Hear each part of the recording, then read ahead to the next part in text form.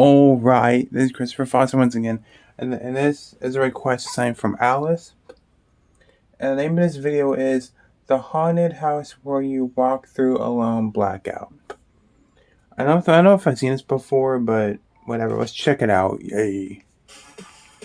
Strobe light warning. If it doesn't matter if you put disclaimers, YouTube will delete your fucking video if they don't like it. You know, they'll fucking take it down. You have to put disclaimers.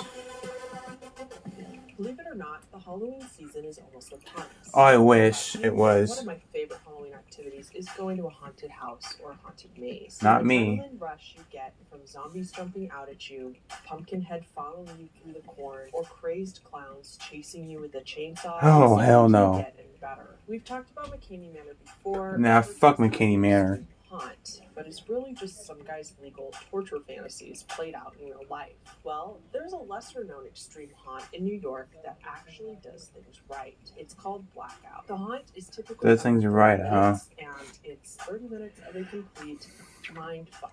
Apparently, you're taken through the most immersive and terrifying journey of your life, and that journey will be completely out of your control. You may be stripped naked. Oh, hell no. That under normal circumstances, you wouldn't dream of. You may witness things that you just can't unsee, and it'll be one of the best days of your life.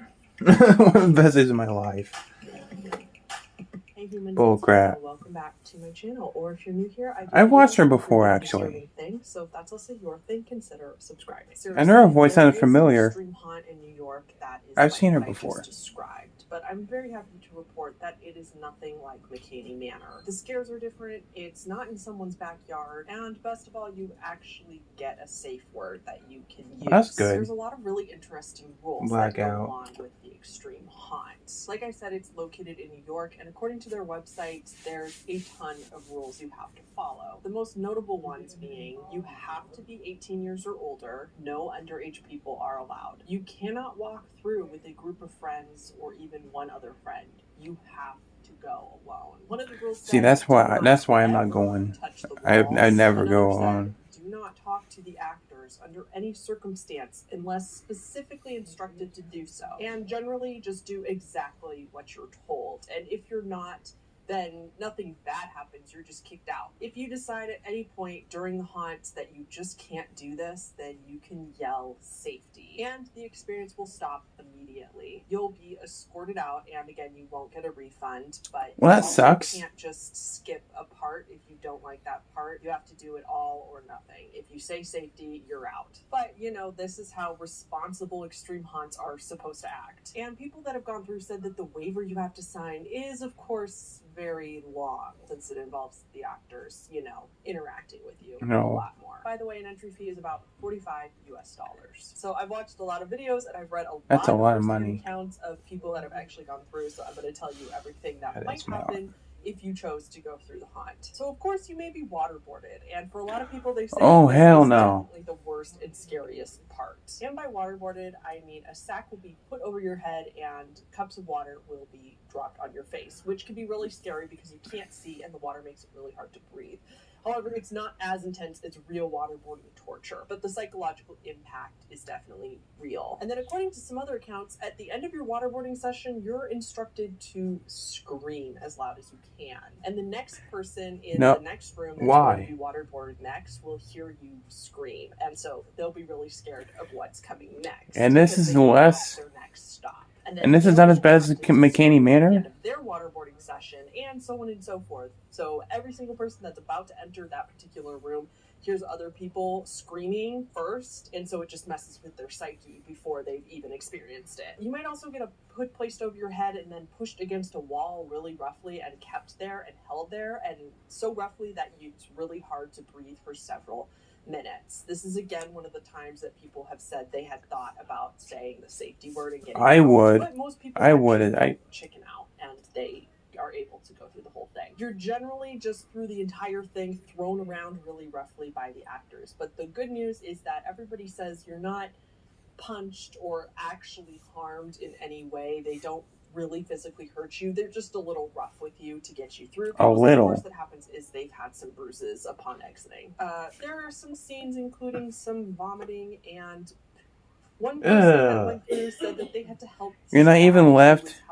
You didn't even come out without a scratch on you, really? Going to the bathroom, and he had to help him with it while he cried and screamed pitifully. And she said it wasn't scary, but it was really messed up. On another account, they said that somebody might vomit into a toilet. There might be just vomiting in general, but one person said that somebody vomited into a toilet in front of them, and then they were instructed to dig out a key from their vomit in the toilet. Just like Saw. The next part of the haunt. There's going to be a lot of sensory deprivation. You're going to be thrown into a room, and then suddenly it'll be Saw is shit and hear his vomit. And then there's going to be super loud noises with the pitch blackness just to disorient you and confuse you. Many people that go through have described being forced to crawl through a very tight space. So people with claustrophobia, this is not the place for you. They have to crawl through the really tight place, and then while they're doing it, somebody grabs their ankles, screams for them not to leave, and tries to pull them back for several minutes. One person even said that they saw the figure that was going to jump out at them, and they were posing as a dead body, and then all of a sudden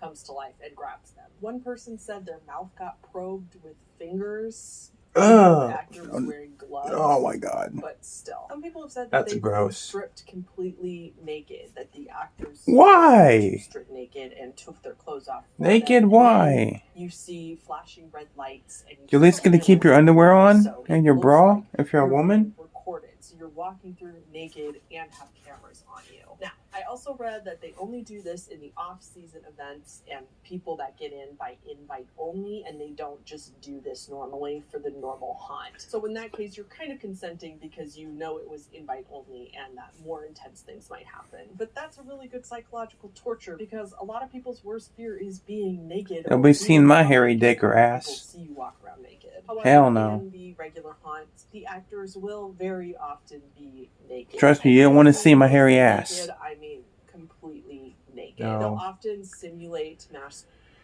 Fuck that shit. Hell no. Each other, and sometimes even simulating. Some people say that they're pretty much attacked out of nowhere and basically jumped, and then their shirt is lifted up and they are stapled with a staple gun. Now, of course, the staples are not real. Oh, okay, no, okay. It's empty, but they lift up your shirt, touch it to you, and you could still hear the punching and the sound effects of the staple. You'd be like, oh, I'm all right. Like I said, but that one psychologically would really mess you up. And then, of course, there's the infamous tampon scene. Oh, God. If you read anything about this, you'll see people who have gone through talk about this in almost every account. So they seem to do this to most people, but basically the scene is disgusting. So listen to this part at your own risk. You're led into a bathroom or a it's requested, so we have to listen to it. She will get very close to you and tell you to quote-unquote pull the string. And then you have to pull the tampon out of her. Oh my god, no. Tampon, and then is that her? I sure, no. Now, of course, people have said they also know that this is fake. There's no. I don't care if it's fake. And they're not even really pulling a tampon out of the woman. It's simulated. It's just kind of made to be very realistic. What people have said, it seems very realistic, and the taste is oh my god realistic. And I don't. Lastly, you may also be subject to videos of some animal abuse. And again, we're pretty sure it's fake and that no real animals were harmed, but still, that would be a nope for me. So, no, for me either. Bikini Manor, where you might get your hair cut, your teeth pulled, your nails ripped off, spiders put on you, and locked in tiny spaces for a long time without being. If I had a choice, I'd pick Blackout. Blackout but uses sensory deprivation and also just lots of psychological tricks to make you feel like you're in danger, but the beauty is that you're not. And deep down, you know you're safe. You know you could get out if you wanted to, and they follow through with letting you out if you want to get out. The owners and creators of Blackout have said that they are trying to go after people's worst fear or just get a general response out of you, even if it's not fear.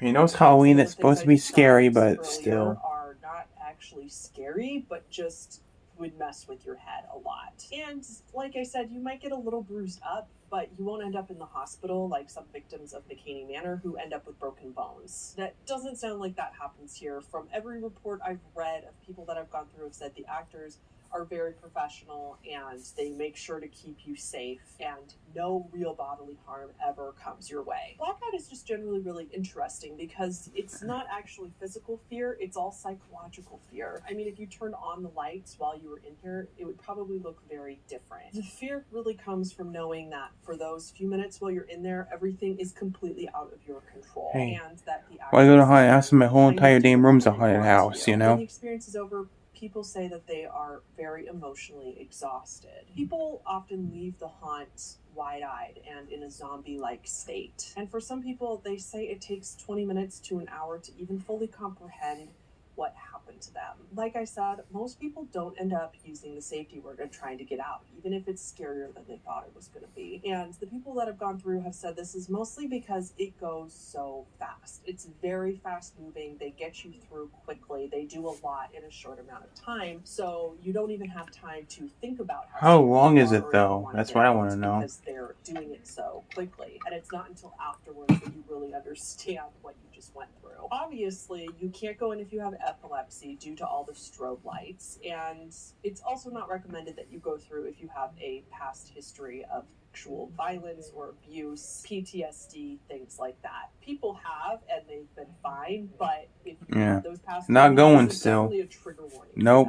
To think twice. If I was ever in New York, I don't think I'd be brave enough to do it myself. Me either. Who knows? Honestly, I understand the appeal to a lot of people. It's kind of like getting in different strokes, man. It really hurts when it's happening. You wonder how the hell you agreed to it. But there's also a huge adrenaline rush when you're getting a tattoo, and this huge sense of accomplishment when you're done for having gone through the pain. And it kind of puts you in this state of this really natural high. I imagine that it's very similar to that when you're done with this. You feel accomplished, you had a huge adrenaline rush, and it all went so fast that you barely know what happened, but you get this really natural high from doing it. I don't know, but that's the sense that I got from reading so many of the reports, and that's kind of what I imagine happens. But of course, due to COVID, I don't think they're going to open this up this year. It usually runs through the month of COVID runs everything. I hate it. Too much physical contact hated in it. order to keep Hate it everybody so. safe from getting sick, which is really sad because this kind of thing is what a lot of people look forward to doing every year on Halloween. I don't. Comment down below and let me know if you would ever consider doing something like this if you got the chance. No. As always, thank you so much for watching, especially if you made it to the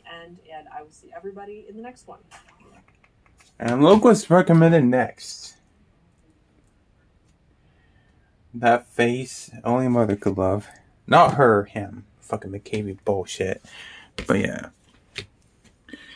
I don't think I would never be brave enough to walk into a haunted house like that. That'd be way too much. But let me know if you've been in this haunted house called Blackout. What did you think of it? Are you scarred for life, or do you think it was awesome? Let me know in the comments below, I guess. And yeah, so with that said, thanks for watching, guys. Take care. See you guys in the next one. Peace.